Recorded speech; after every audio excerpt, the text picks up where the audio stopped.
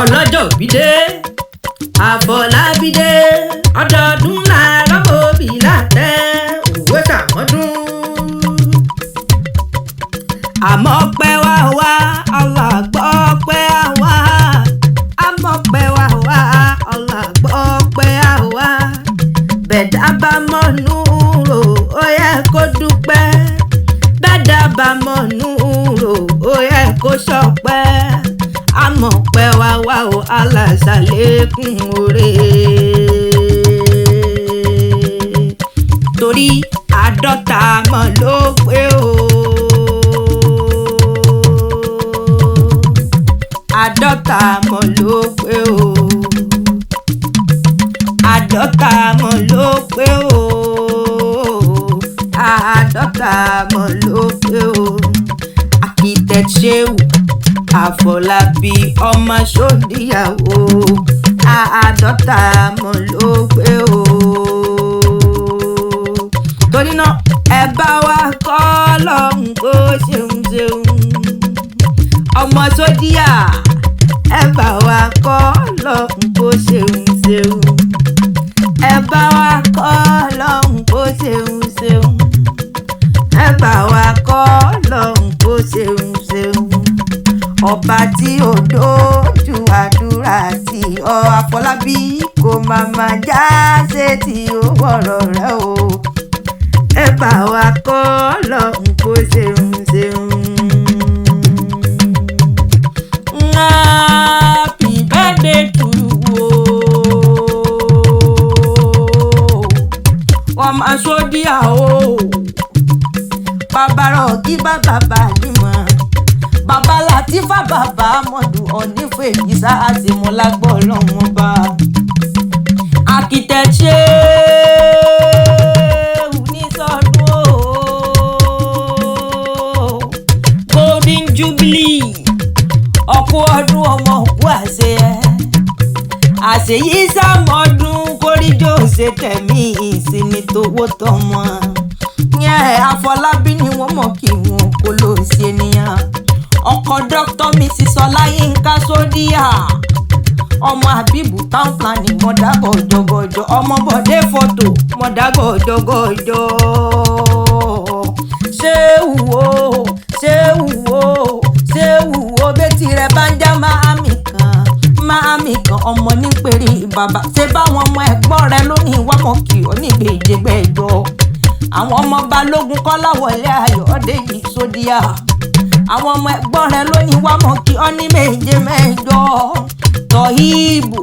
Àbíbù Rọ́kíbù àwọn lónìí wá mọ̀ kí ọkùnrin rẹ̀ kówó Àfọlábí o iná lọ́dún ní mọ́dún ẹ̀ lọ́dún ó mọ̀ tí ọlọ́ni ó mọ̀ ọ́ sówó ó mọ̀ ọ́ sọ́lá ó mọ̀ ọ́ sáyì tètè kú tí wá ṣe balẹ̀ ọ̀rọ̀ gangan ni òjòjò wá níṣòwò òjòjò níṣòwò mo olójòjò níṣòwò kó má nàjà kókókó lára ọ̀tá lé ara rẹ̀ yóò lè ṣòwò yóò lè sọ́lá yóò lè sáyì tètè kú tí ṣe balẹ̀ ọ̀rọ̀ bàbá péré akànnì àfidàálẹ̀ gàràgà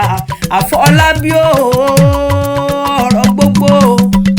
gbogbo tó ń pa ọ lẹ́rìn ọlọ́wọ̀n níjó pa ọ̀lẹ́kùn múnimúni ayé ò ní rí ọmú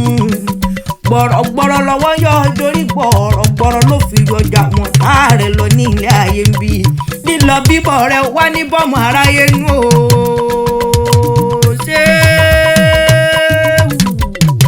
Àfọlábí ọmọ Ṣódìyàwó sọ́ǹkè sóhun ẹnu mi dáadáa Ìjẹ̀ṣà òṣèré ọmọ onílẹ̀ òbí mo tún gbére mi débi ìṣẹ́ndé ẹlẹ́ni àtẹ̀ká nìyí ọmọ ẹlẹ́ni ẹ̀wẹ̀lẹ̀ ọmọ Ṣódìyàwó sóti wáyà o sóti yá o sóti yánu pàlọ́ àwọn bàbá tó bí ọlọ́mọ àwọn ọmọ ẹ̀gbọ́n rẹ̀ ní bọ́délé wọ́n ní nǹkan Àfọlábí ọmọ Ṣódìyà architect Shehu ọmọ Àbíbù town planning ọmọ Bọ̀dé fọ́tò olówó orí ọkọ̀ Dr. Mrs. sọ láyínká sódìyà wọ́n ní bọ́ délé wọ́n ní wọnú pálọ̀ àwọn bàbá rẹ̀ lọ mo ní ṣé mọ́ ní ìṣó ṣé wà ní sí nǹkan kan Àfọlábí ọba wọn kan fi ìdílé kó wá mọ gbọ́ dídùn ẹnu mi iná tó ọmọ ìjẹ̀ṣà òṣèré onílẹ̀ obì ìwọ ọlọ́mọ balógun dòdò ń dá wà ọmọ ẹ̀lú kúsà kékeré mọ̀ kí èso òun ẹnu mi dáadáa ọmọ máa pọn sọ́rí bí a ó lọ́ǹkì ọlọ́dẹ̀ẹ̀dẹ̀ bàbá tó bí ọlọ́mọ ìwọ ọlọ́mọ aréyíjájá ogún nínú ilé bàbá rẹ̀ ńlẹ́ ọmọ ẹlúkú mẹ́ẹ̀dẹ́mẹ́ẹ̀dẹ́ ẹlúkú mẹ́ẹ̀dẹ́mẹ́ẹ̀dẹ́ aládàáyé ìwọ ọlọ́mọ ọ̀màlẹ̀ afẹ́lẹ́jà nínú ilé bàbá tó bí ọlọ́mọ ọmọ yé mọ́rọ̀ àtàbọ̀n lọ́ǹkì ọ nínú ilé bàbá rẹ̀ ọmọ ìjàgbàgbà sẹ́mọ̀ ọmọ ẹ̀kẹta lúó Àfọlábí sọ̀nkí èso òun ẹnu mi dáadáa ìwọ lọmọ ìjàgbà kékeré ọkọ̀ ìlú bàtà ọmọ ahúnrẹ́ kò jẹ̀pá ahúnrẹ́ dúdú èyí ẹnu ẹ̀ funfun nẹ́nẹ́ ni ọmọ agbẹ́tọ́kọ̀ sí Ọ̀rúnmìlà ọmọ aṣọ kò lè gbé kólúbèké ráhùn kankan Àfọlábí sóńgbóhùn ẹnu mi dáadáa ìwọ ọlọ́mọ onílé àrífọwọ́lùpẹ́ òrùwọ̀ mi jẹ́ ń dàbí onílé ìwé Fọlábí ọmọ gbẹ̀yìn mẹ́kùn ìwọ lọmọ balógun gbòǹgbò ọmọ atẹ́fàdà bí òyìnbó lọ́ǹkì ọlọ́dẹ̀ẹ̀dẹ̀ àwọn bàbá tó bí ọlọ́mọ ọmọ ẹ̀gbá ilé ibi ìgbàgbọ́ ti ṣẹ̀ wá ọmọ àṣàlẹ̀ jẹjẹ bẹ́ẹ̀ ni tí òrobìnrin rí bí ogún bí ọgbọ̀n aya ń bẹ lọ́dẹ̀ẹ̀dẹ̀ àwọn bàbá rẹ̀ ọmọ rẹ̀